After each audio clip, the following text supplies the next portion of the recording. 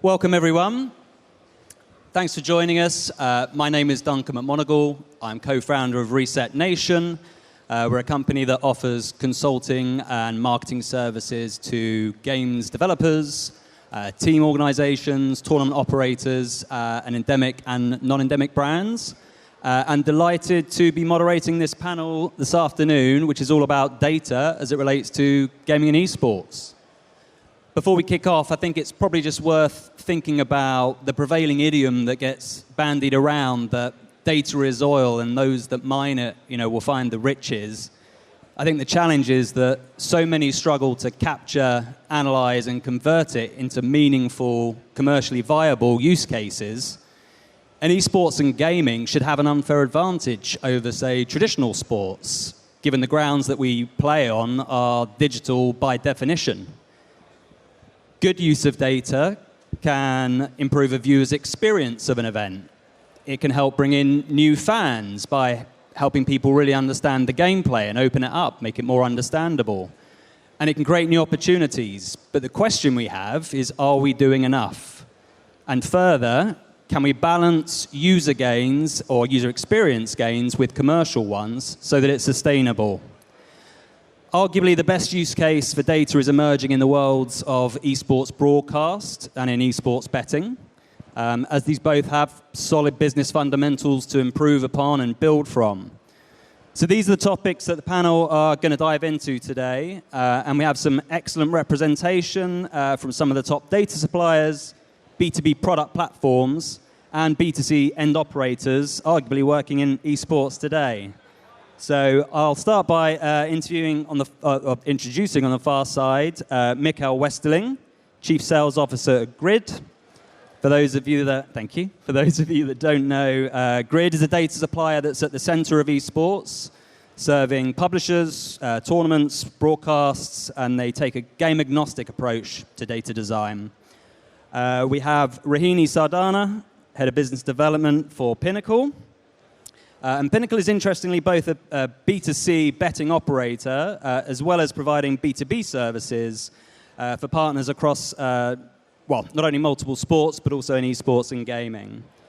We also have Yuri Arami, Chief Revenue Officer at Better. Better provides next-gen betting and gaming content, which boosts engagement, retention, and operator revenue. And last but not least, Oscar Froberg, founder and CEO of Abios. And Abios is a B2B esports company that gathers, enriches, and distributes engaging data for not only news and content sites, but a number of partners, including team orgs, through to betting operators. So that's the panel. So to kick us off, I think we really have to start with the source of the data itself, which really starts with the games publishers and the developers themselves. These are the guys that need to provide access to usable data so we can innovate and, create some interesting products from.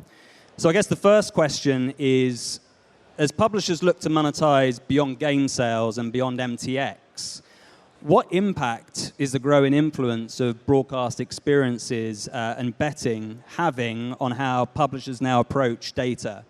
And I'll probably throw this one first to Mikael, being a data supplier and quite close to this. Yeah, thanks for the question. No, it's absolutely something that's been growing for a long time. I definitely agree with your approach that esports should be, from a starting point, that it should be more advanced than traditional sports, which I came from. I came from the traditional sports industry where collecting manually data from the venue.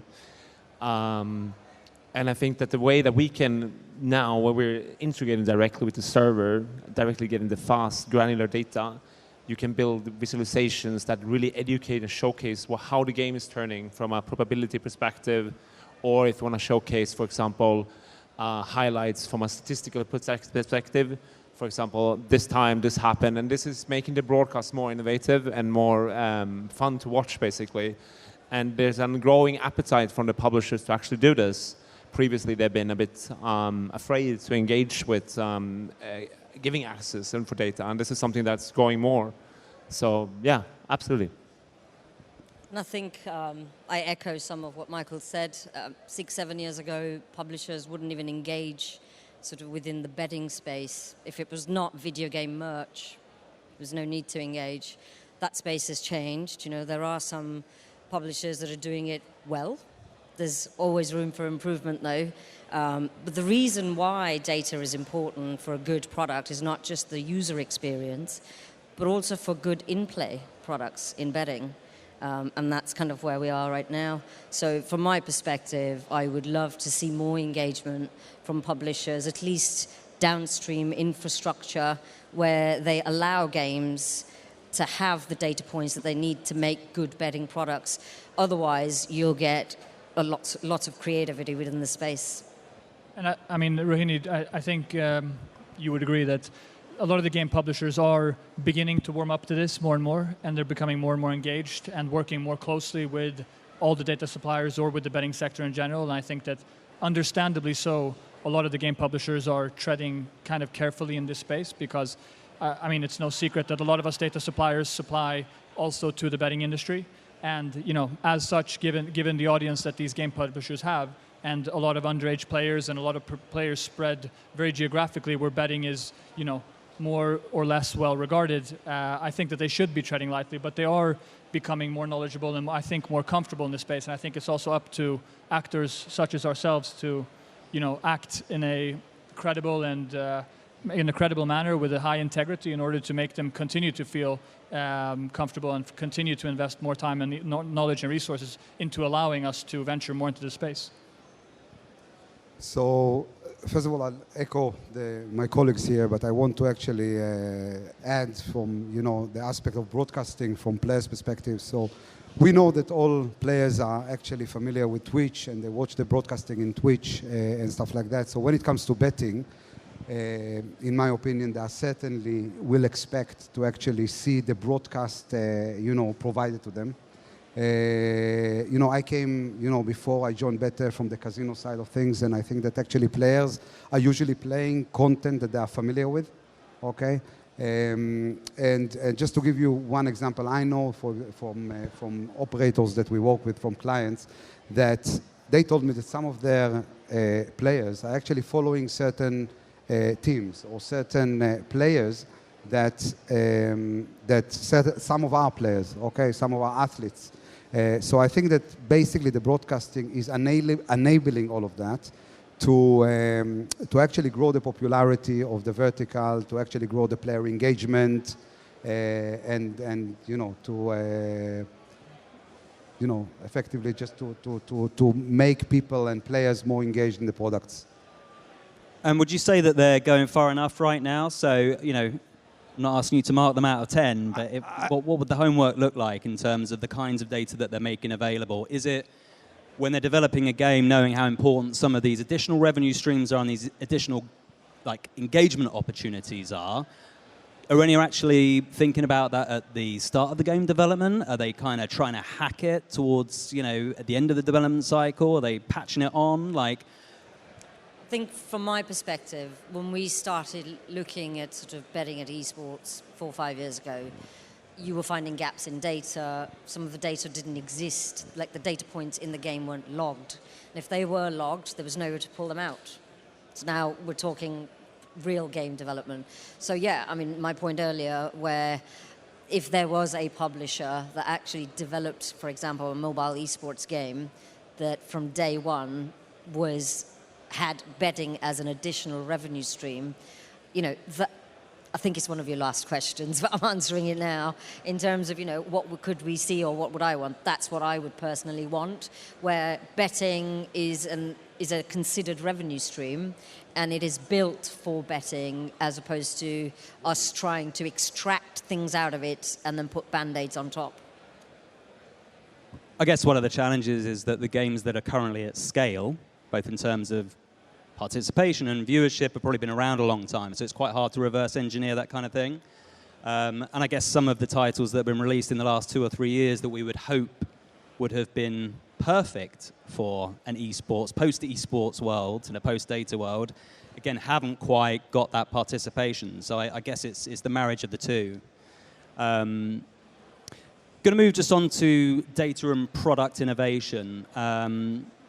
So given that there are restrictions on the data feeds that you can currently get from publishers, what are the ways that your businesses, and this is for all of you really, what are the ways that you've innovated around the existing data to either improve user experience or to create new commercial product? Like, how have you been scrappy to try and get around that as a kind of a core issue?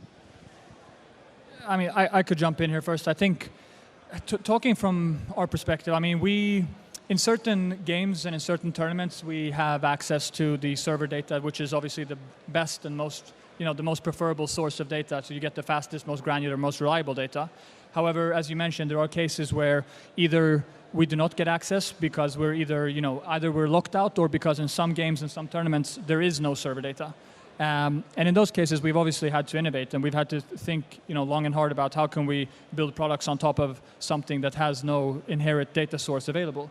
And in those cases, I mean, the way that traditional sports has handled it is through manual scouting, where people watch the matches as they happen and then just log the data manually and then try to put that into the cloud and distribute that.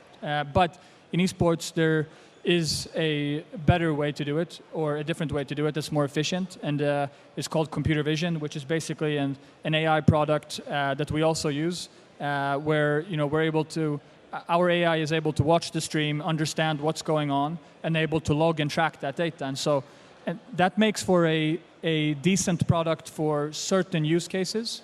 But that data, I mean, it's obviously important to know that data is always less reliable, it's always slower and delayed, and it's subject to the availability of, a stream, a publicly available stream. And so that kind of product is not suitable for a live betting product or like a live odds product, but it's suitable for other use cases. And it's a way to, I wouldn't say get around, I would say more it's a very interesting technology, and it's a measure of, last resort when you're not able to access any server data. You want to extract data to be able to build products for the industry. And so that's one of the ways that you can resort to, and what we've done and put a lot of effort into building. Perfect, and I might ask you of you, Mikael, as well, because as a creator of data APIs for others, as Grid, what are the ways that you've been kind of working around maybe some of those titles which don't have great data, so that you can still provide a compelling feed that people can work off?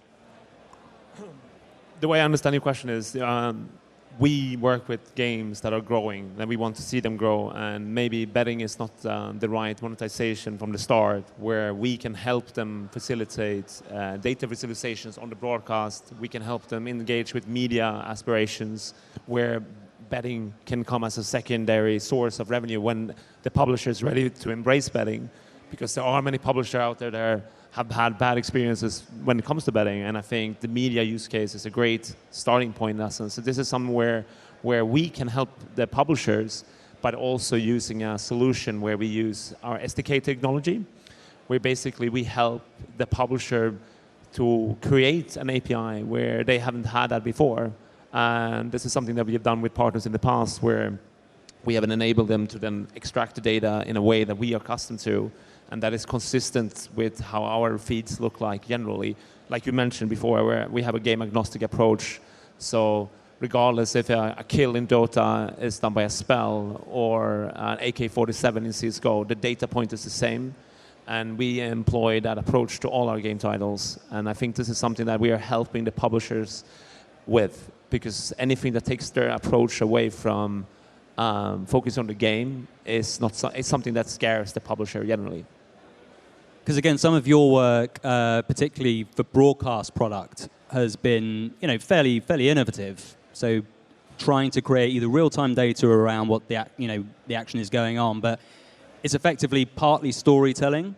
So for those that maybe aren't so familiar with games, it's a way to understand and translate what's actually happening sort of on screen. Absolutely, and like from an educational perspective, when you want to showcase an audience what this game is actually about, using data is a perfect tool, and making someone understand what the game is about, who is winning this game, and if you're new to this game, and if you actually want to monetize it from a betting perspective, actually educating the audience that maybe it's not accustomed to looking at CSGO, Valorant.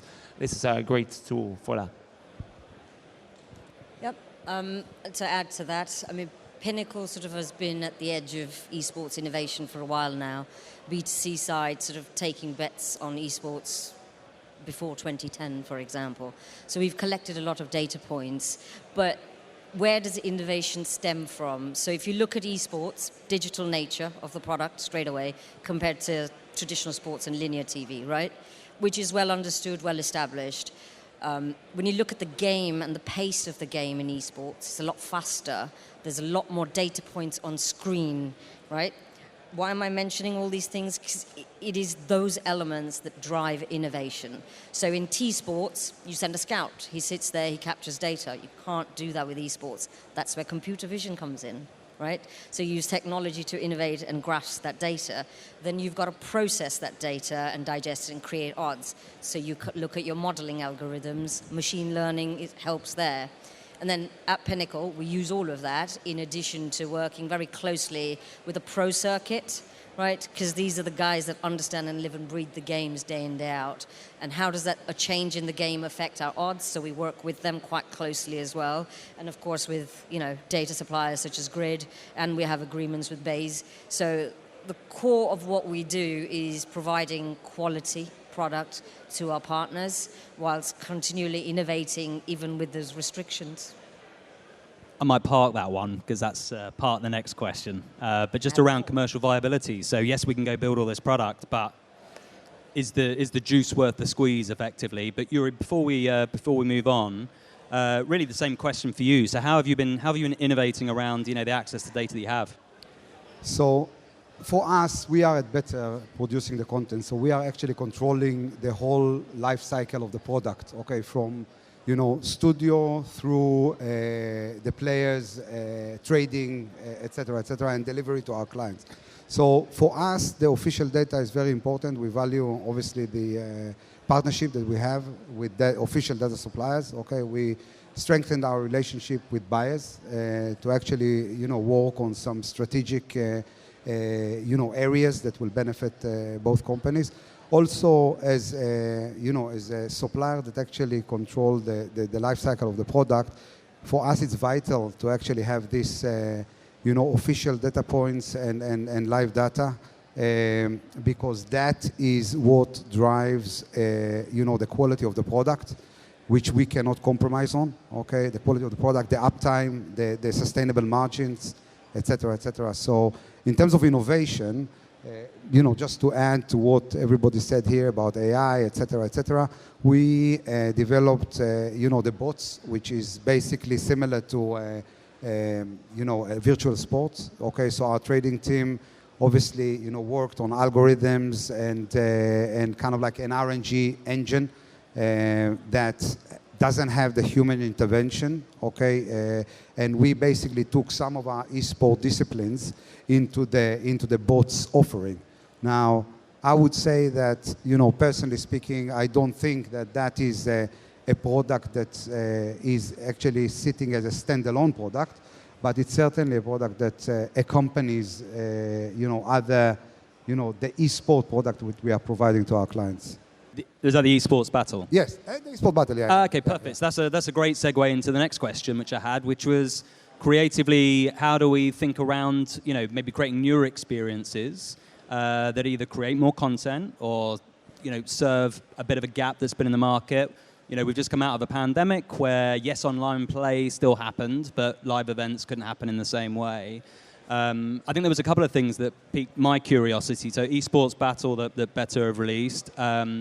Also, Mikhail, we were chatting about the Champions of Champions tour, that Grid are a big part of. So tell us a little bit about that, because obviously we'll start there. Yeah. Obviously, you're not becoming a tournament operator, but this is a very, you're a very significant part of this product. Absolutely, I'm happy about it. This started actually, like you said, during COVID, when there was no content around. We created an initiative called Home Sweet Home, which was basically done entirely from home, as the name suggests, where we created 300K prize pool tournament, which we successfully then introduced to the market when the market was basically extremely limited by data. And this is a way to basically, for our partners to create more revenue streams for them by creating content that wouldn't exist otherwise, because that has been generally been a problem in esports, where the volatility, we would have events that would be announced next week, and then they wouldn't have an event for another year, because it was always a chase for the sponsors. And what we're doing with the Champion of Champions store is basically it's a collection of tournament partners that have come together from a tier 2 scene and are basically cooperating in building a circuit that is lasting for 18 months, huge prize pool, and it's bringing more content that has been brought to the market in from a tour itself like that. All right, perfect. So I think one of the big challenges is innovation for innovation's sake or engagement for engagement's sake, and trying to balance that with the commercial viability of it. So I guess a question for each of you, but how do you look at that balance? How do you justify investing into potentially new product where you feel like it might do something in terms of growing engagement, but then at the end of the day, it also has to justify the cost of that investment in the first place? So how inside your businesses, how do you deal with that kind of cost of innovation? And I'm going to go to Rahini, yeah. It's a product manager's nightmare or challenge, depending on how you look at it, right? Consistently wanting to innovate. Before I go deeply into that, so again, at Pinnacle, we have a lot of data points, a lot of knowledge. One of the things we do is have betting resources, right, that educate the consumer, which acts as a good user acquisition tool. You know, Abios, Panelists, we've all pushed out white papers to educate the wider industry around what is esports. So there in itself is a little bit of innovation because you look at past trends and analyze data, right? When it comes to kind of balancing the commercial side, so let's look at data, for instance, because that's the topic. You know, in traditional sports, you have a few incumbents who control that ecosystem. Esports is still quite nascent if you compare it to traditional sports. And as a product manager, I want the best product there is. I want stability, I want good uptime, I want a great in-play product, I want stats, right, that inform people's decision making. But on the flip side, if I load all of that onto a product and I can't sell it because my competitor has not invested in the rights, maybe got a workaround that's short term, the buyer then isn't educated enough to know what the difference is, right, between a sustainable product versus something that might last maybe for a year. So it's a challenge to balance that, and we have done that by investing in the rights, by working with actually everybody on this panel here to a certain degree. Completely agree with what Rohini actually said. I would just say that I want to actually look at this question from two sides. So from the creative side, okay, we spoke about the boards and how we all try to actually innovate around the product. But apart from actually having a new product, I think that how you actually deal with how you run the product itself is also very important in terms of, you asked about user gains, user experience, commercial viability. So look, yet better, because we are, again, producing the content and stuff like that, and the product itself is very important for us, we took a decision to actually provide, one example is dedicated traders. So we've got, especially on the global esport, we've got a team of dedicated traders that are actually only coming to work to trade on these disciplines. We found that the results of that is, more player engagements, more uptime, okay, better uptime, and also, the result is good margins for our operators. And we certainly will continue to do that. That is something very important for us, and that's the way we can actually ensure that our product is the quality, and the operators is getting the best we can actually provide. Yeah, I mean, I think something I'd like to add here to the question. I mean, so the question, as I understand it, is sort of about the opposition between monetization and commercialization of the data, as opposed to, if you can marry that with creating the optimal user and viewer experience for the audience. And then, connecting the sort of what we spoke about in the beginning of the panel. I mean, it's a data panel. We talked about the, official game publisher data rights. I think that's where it sort of becomes interesting and sort of difficult, and I think where the industry really hasn't decided on where to go, because in an ideal world, from a user and viewer experience, all of the companies out there providing products would have access to the best official real-time data. But that's not the reality of things, and maybe that's not the most commercial viable thing to do, because as it is right now, just like in traditional sports, the game publishers sell their data rights exclusively to one party who then distributes that. And this data is quite expensive, frankly, and is a top-tier product for the biggest players out there. And as such, right now, the startup companies or the smaller ventures or the companies who maybe aren't willing to pay up for this, real-time server data aren't really able to access the data. So the question for the industry, I think, and I don't have the best answer, but as I see it, there's sort of three options here. Like either option one, you only make this server data available as a premier product at a high cost for the companies that can afford it. Secondly, the other option would be, okay, make the data available for everybody, but that would introduce price discrimination. And so, would the top-tier betting companies be still willing to pay top dollar if the startups are paying way less? I mean, is price discrimination better or worse than locking out the small players? I mean, the other option, the third option is, provide the top-tier data to the people willing to pay for it, and then try to find other worse data solutions at a lower cost for other use cases. I mean, that could be delayed data through computer vision, that we have as an option for startups or something. I mean, so but really the question is, and I'm not saying that's the best long-term option. The question is here, what option do we go for? None of these are optimal because, if you're providing the computer vision-based data, that revenue is obviously not being shared back to the game publisher, which would be the case, an optimal case. But is that better or worse than cutting out or letting in these smaller actors? I think it's a difficult question. I don't have the right answer. I just think it's important for the industry to understand the nuances of the situation and not just too quickly come to a conclusion of one thing is better than the other, because obviously everybody wants to work with the fastest, best data. The question is, can everybody afford it, and should we price discriminate? I don't know. It is a hard question, and you actually beat me to answering it. Or asking it in the first place, but just for the benefit of everyone, really the final question is about, this is a delicate ecosystem, right, between data rights and data suppliers, B2B businesses that sit in the middle that are trying to create engaging product, innovative product, and then effectively end operators who are direct to consumer. And at some point, it has to make economic sense for all of them. So I think you're quite right to question it, Oscar. I'd be keen to get other people's view, actually. Rohini, obviously you're an operator, so yeah. You've got two hats, right? You've got the B2B side, so it'd be great to get your view. I actually share Oscar's view, because it's a nascent industry, and the more expensive the rights get, you'll start choking the supply chain. It'll cut out innovation in terms of startups being able to afford that data, but equally, it might bring out some perverse innovation that you don't want around scraping and elements like that, right? So it is a fine balance. So this is difficult for me because I have a product hat on and a commercial hat on, right? This is where I was coming with, I want the best product, but equally I've got to be able to sell it. If I can't sell it, there's no point having that product.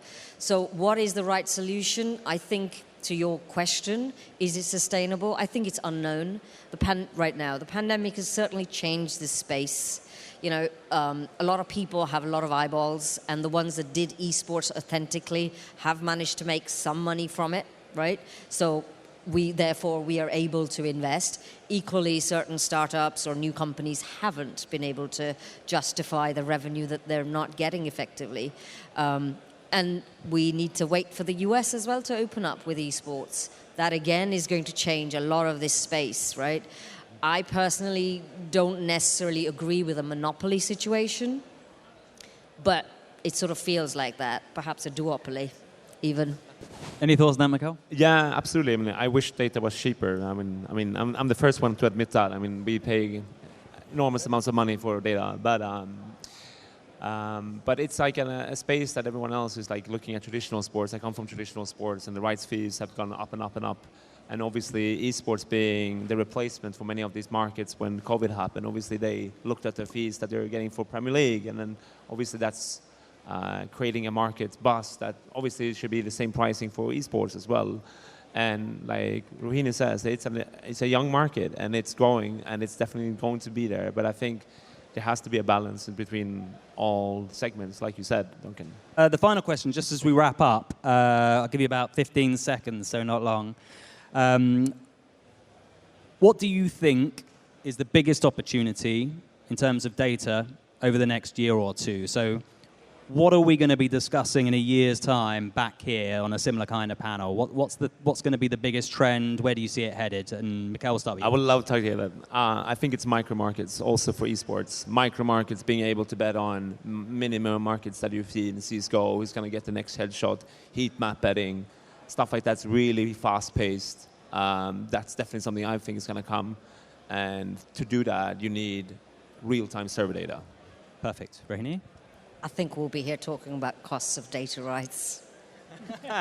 Okay, next year's session, cost of data rights. Yuri? I think that, first of all, I'll vote for cheaper data rights and costs, so that's one.